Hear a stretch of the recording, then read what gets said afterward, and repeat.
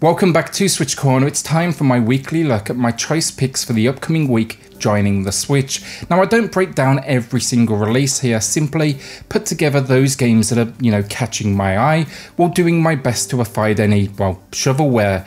Each week though, I'll give you a quick rundown of what the game entails, the pricing in your region, and if it's a day one buy for me or if I'm going to be waiting for, reviews to drop. I'll give you a hint about this next week though. It's a little bit shorter on titles than normal because honestly, there's nothing huge dropping, but I will say there is still a few select titles that look really good. So see what you think and let me know if you think I missed anything.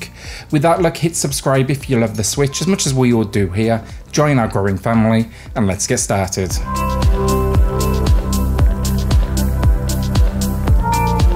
First up then, on the 28th, Megadimension Neptunia VII, or V2 I think it said. It's a game and series though honestly I know very little about. With that said though, I have played Super Neptunia RPG. It's a spin-off of the main series and honestly it's one I really enjoyed.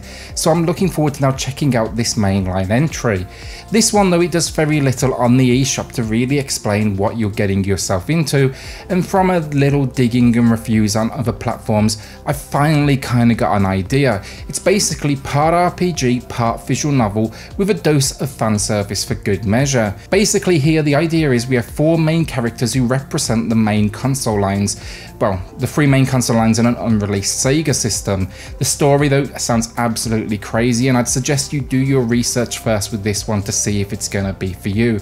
I'm gonna be watching reviews first and seeing one, is it just for me in general, and two, how welcoming is it to someone that has never taken a single step into the series. Reviews on Steam though I will say overwhelmingly positive, and I gotta say I'm a sucker for an RPG, so this may get added to my collection at its relatively low price tag. If you're also more into physical releases as well, I'd say head across to limited run games on the 28th because you'll have the option there to add it to your collection. So also on the 28th then we've got Ageless. This one's coming from Team 17. I can tell you now I will have a review for this one come day of release, but I'll add this, I've not actually started it yet so I can't comment on it, and even if I wanted to, honestly I'd be locked under embargo anyway.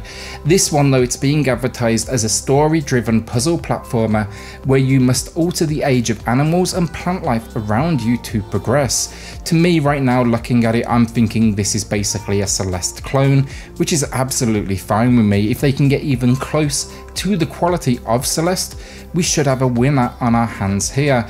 Also, honestly, with Team 17 getting behind this first time studio, I'm quietly confident. Team 17, they have a pretty solid, track record of putting out decent games on the Nintendo Switch, so I'm quietly excited for this one.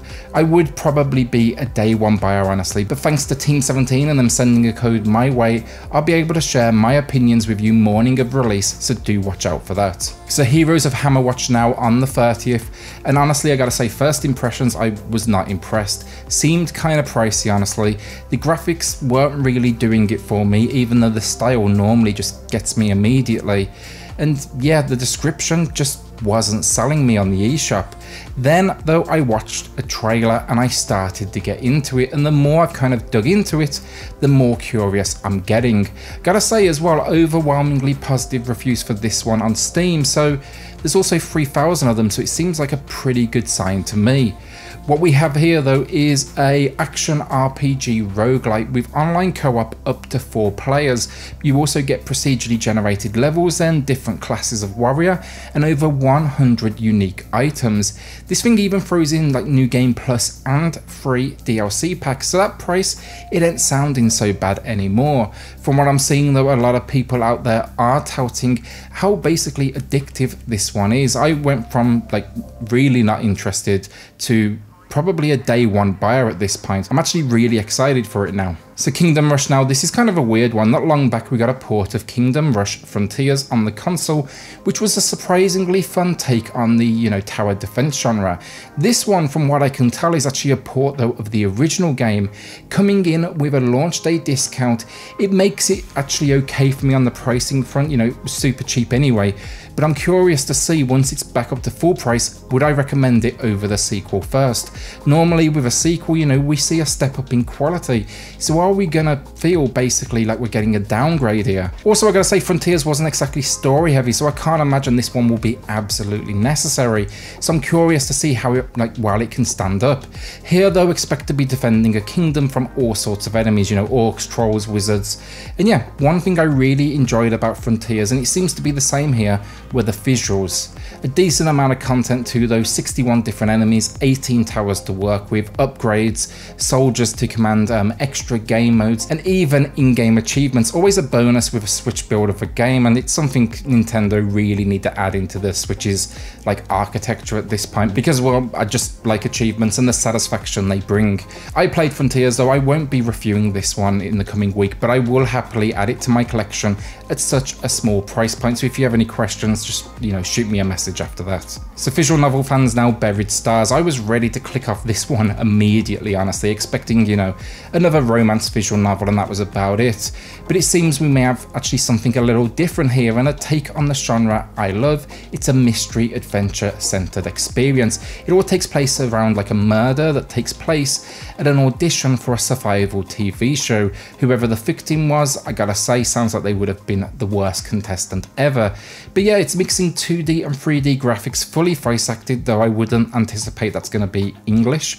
And then of course, branching storylines and multiple endings as, you know, we make our decisions and kind of like conclude who the killer is. Kind of hoping here for something that could fall in line with like a Phoenix Wright experience, which is probably me dreaming honestly, but it's not cheap, so I'm going to wait for reviews first and see if it's worth adding to the collection. This one though could well be worth keeping an eye on. So a quick one now, but I can't deny Cuba's Arena has piqued my interest. This one, it's basically an arena twin stick slasher as the game puts it, and you jump into arenas and battle it out against waves of enemies and bosses. On the side of this then you'll get the usual, you know, hub world and a place to basically make upgrades. My guess though, this one will be best played with friends thanks to the 4-player co-op. Promising though tons of weapons and arenas, it looks solid. I'll be waiting for reviews honestly come release date, but this one might be a day one purchase, or even like something I add to the wish list for that, you know, next sale.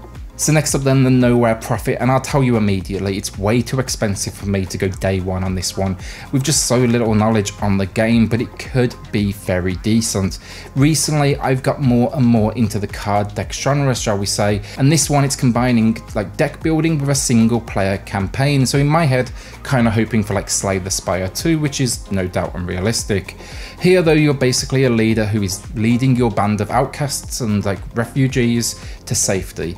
Looks cool though, with like these procedurally generated maps, loot, over 300 cards, and then it touts an Indian infused electronica soundtrack, which just sounds really cool on paper.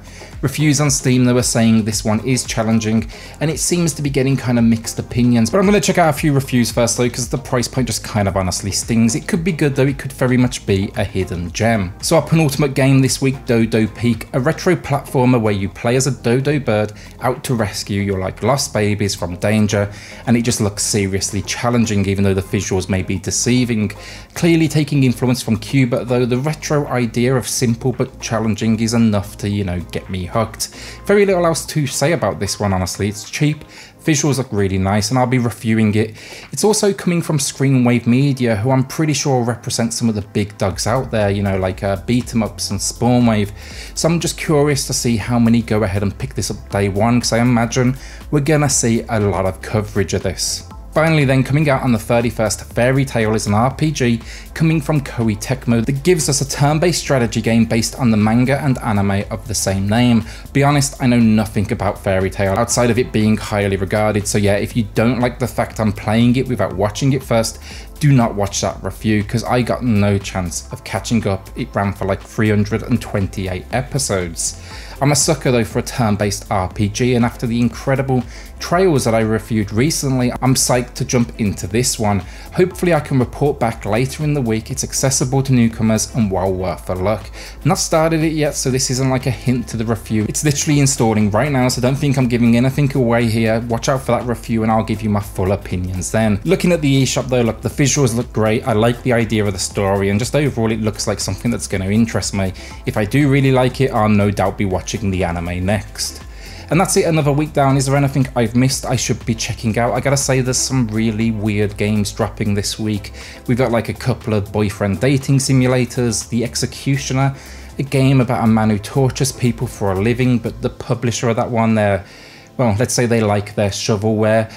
Escape game Fort Bayard, a game based on a TV show that I'm pretty sure was exclusively like in the EU. And then Rugby Challenge 4, while I'd love a good rugby game, I can pretty much guess that one's gonna be well worth a fighting at that price point, or at least be smart and watch a few like reviews first, because the production quality, especially on that one, it looks a little rough around the edges, that's for sure.